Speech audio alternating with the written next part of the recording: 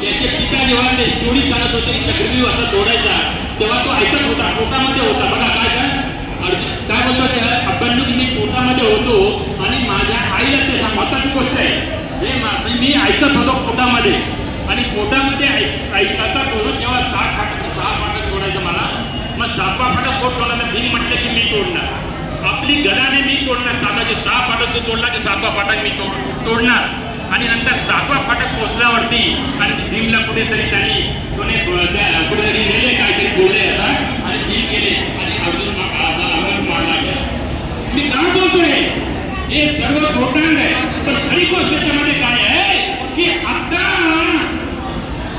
पोटामध्ये जे आमची अवघड आहे, पोटामध्ये आता जे जन्म घेणार आहे ते बाबासाहेबांचे वर्णन बाबासाहेबांकडून त्यांची आई, त्यांचे बाप जे आहे ना ते रोज बोलतात आणि तो शिकतो पोटामध्ये.